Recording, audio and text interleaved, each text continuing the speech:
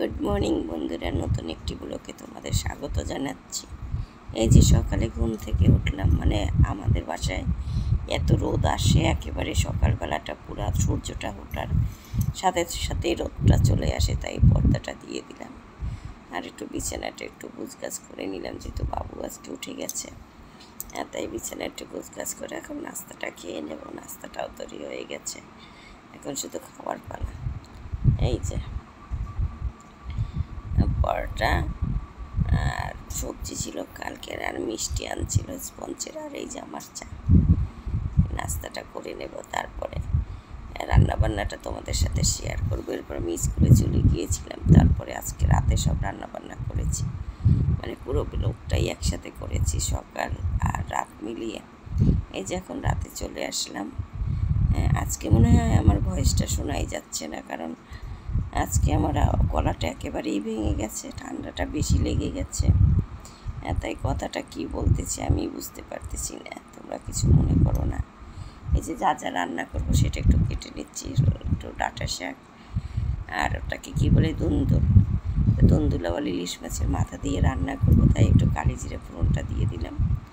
আর এখন মাথাটা একটু ভেজে তারপর দুন্দুলটা বসিয়ে দেব। মানে দুন্দুলটা বসিয়ে আমি বুঝতেই পারিনি, একটু ঢেকে দিয়েছিলাম। ঢেকে দেওয়ার কারণে এত পরিমাণে জল বের হয়েছে, মানে প্রথম তো অনেকগুলো ছিল, তাই মনে করলাম যে কমতেছে না, একটু জল দিয়ে মানে ঢেকে দিই, মানে ঢাকার কারণে এত জল বের হয়েছে। পরে আমার কষ্ট হলো, আর একটু ধনিয়ার গুঁড়ো দিয়ে দিলাম। আজকে কথাটা বলতে না খুবই কষ্ট হচ্ছে, মানে গলাটা একেবারে কেমন জানি হয়ে যাচ্ছে। আর এখন ডালটাও সোমবার দিয়ে নেব, কারণ আজকে কিছুই রান্না করা ছিল না, আজকে সবই রান্না করে নিচ্ছি রাতের বেলা। আর আজকে একটা দুঃখের বিষয় হলো কি, আমার বড় স্ট্যান্ডটা ভেঙে গেছে। ছোটোটা তো এর আগেই ভেঙে গিয়েছে, কিন্তু ওই যে সময় হচ্ছে না, কারণ এখানে তো পাওয়া যায় না, তাই ওটা জানতে ওদিকে যেতে হবে ঢাকা, তাও যাওয়া হচ্ছে না। এই কারণে মানে হাতে নিয়ে পরে করলাম, তাই আজকে ভিডিওটা তেমন মানে ভালো হলো না। আর এই যে ডাঁটা শাকটা হয়ে গেল, ডাঁটা শাকটাও কম হয়ে গেছে, মানে সব কিছুই অল্প অল্প হয়ে গেল। এই যে হয়ে গেল আমার দুন্দুলটা। এরপর একটু মুরগির মাংস রান্না করে নেব, যেহেতু এত গরম কিছুই ভালো লাগে না।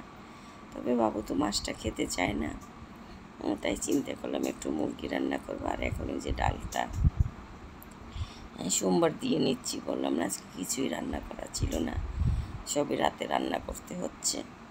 আর ওই যে একটু ভয়েস দিয়ে মানে কথা লিসেনিং করে করে কাজ করছি তো ল্যাপটপে, এই জন্য গলাটা আরও বসে গেছে।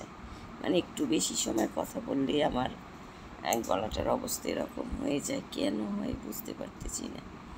আগে তো এরকম হতো না, ঈশ্বরই জানে, আবার বড় কোনো অসুখের আলামত কিনা। এই যে হয়ে গেল ডালটাও সোমবার দেয়া, মানে পেঁয়াজ দিয়ে আজকে সোমবারটা দিয়ে নিলাম, অন্য আর কিছু দিতে ইচ্ছে করলো না। এরপর মুরগির মাংসটা রান্না করলেই হয়ে যাবে। এই যে মুরগির মাংসটাও পেঁয়াজটা প্রথম দেওয়াটা তোমাদের দেখাতে পারলাম না। আর যে পাশের চুলায় আলুটা ভেজে ভাজার জন্য রেখেছি, ভাজা হয়ে গেছে। আর এই যে এখন একটু পরপর মশলাটা দিয়ে কষিয়ে মাংসটা বসিয়ে দেবো, কারণ বাবু তো মাছ খেতে চায় না। তবে মুরগির মাংসটা কিন্তু মাছের মতোই, যেহেতু হালকা মশলা দিয়ে রান্না করা হবে, এটা খেলে কিছুই হয় না।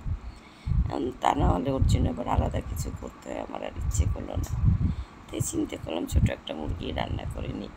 আর এই মুরগিগুলো রান্না করতে বেশি সময়ও লাগে না, সোনালি মুরগি।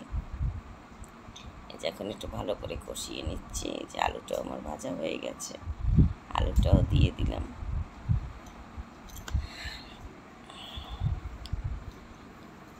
এখন একটু আলুটা দিয়ে কষিয়ে জল দিয়ে দেবো, তারপরে একটু গরম মশলার গুঁড়ো দিয়ে দেবো, তাহলেই আমার হয়ে যাবে। এই যে এখন জলটাও দিয়ে দিলাম, আর পাশের চুলায় ভাতটাও বসিয়ে দিয়েছি, রাতের ভাত। মানে আজকের পুরো ব্লগটাই মানে সকাল আর রাত মিলে।